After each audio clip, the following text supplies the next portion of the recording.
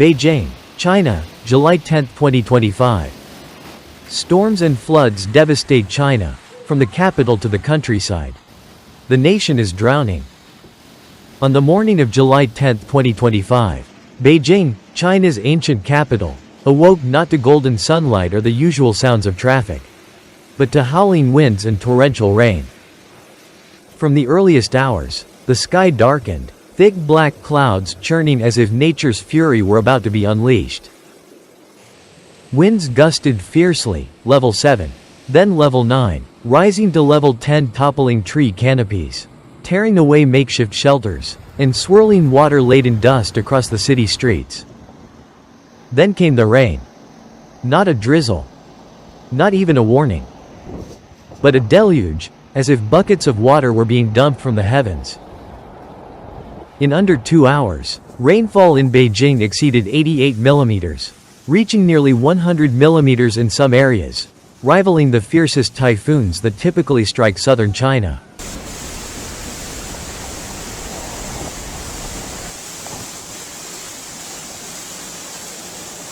Downtown streets quickly became a sea of water.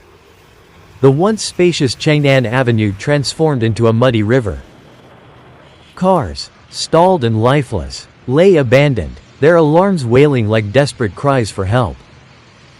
Ground floor shops, supermarkets, and homes were inundated, with water rising 30 to 50 centimeters, spilling over sidewalks, sweeping through doorways, carrying with it trash, mud, and the panic of millions. Images of hundreds wading through murky waters, plastic bags in hand, backpacks slung over shoulders, feet splashing through filth, flooded social media.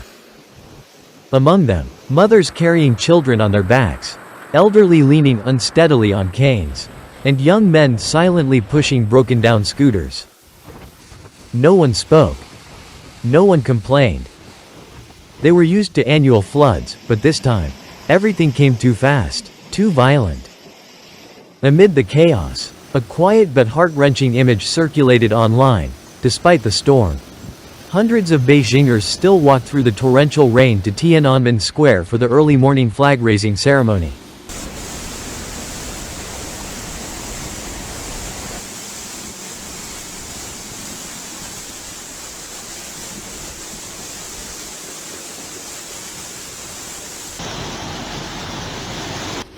And Beijing was not alone.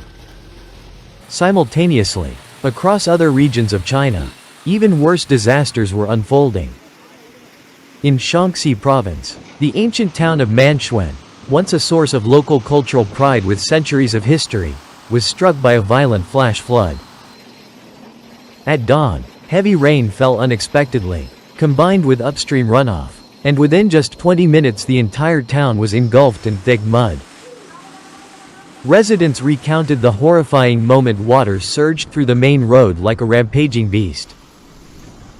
Roadside shops were flooded instantly, sweeping away refrigerators, tables, chairs, and crates. Dense mud submerged a middle school playground. Cars were dragged and tossed like toys in the sludge. Families climbed onto rooftops, waiting for rescue teams. Though town officials reported no casualties, the material loss was immeasurable.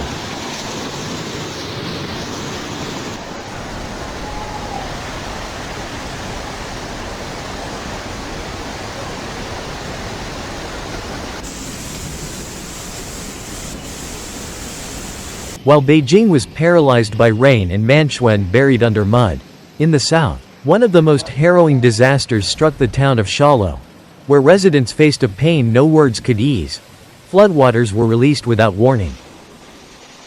In the dead of night, upstream dams discharged water at massive volumes. No alarms. No evacuation orders. Not a single announcement.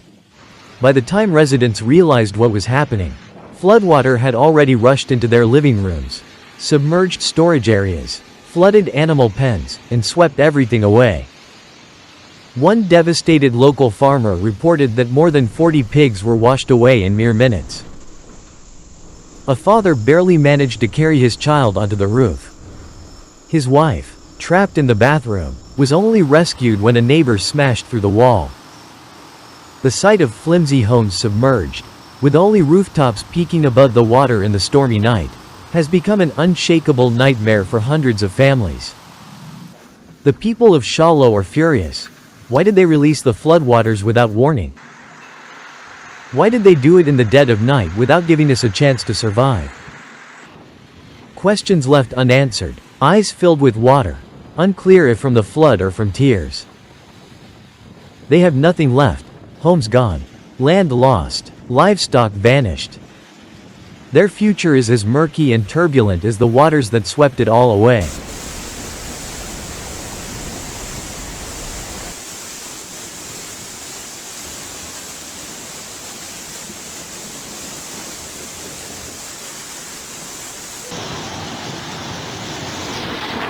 And the disaster doesn't end there.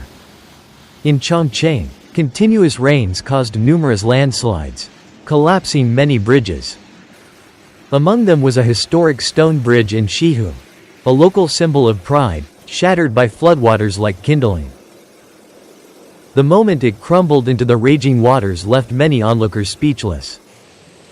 In Guizhou, rapidly rising floodwaters made an entire riverside village vanish overnight. Not a single house remained. No fences. No vegetable gardens. Only a vast sheet of water, and a few lonely concrete pillars. Villagers were evacuated to higher ground, living in makeshift tents of plastic tarps and rain covers, surviving on instant noodles, collected rainwater, and fragile hope that relief would eventually come.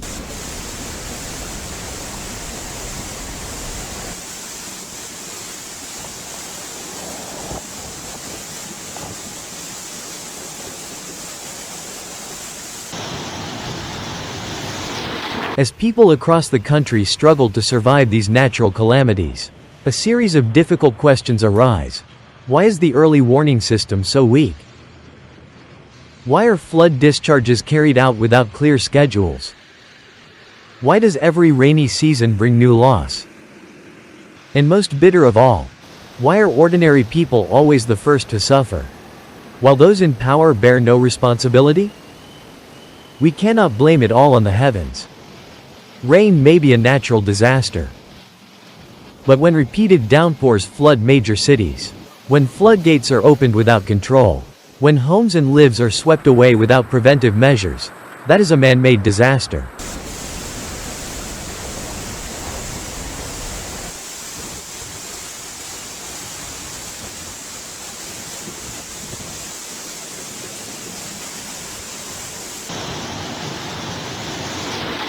China in mid-July is no longer the vibrant image of prosperity portrayed by state media. It is the sight of thousands wading through floodwaters in the capital, of entire villages drowned, of screams in the night from downstream regions, of tens of thousands who have lost their homes, their land, and their faith in the protection of the system. The rains will fall again. The floods will return. But the most pressing question remains: who will protect the people? Before it all fades into silence once more?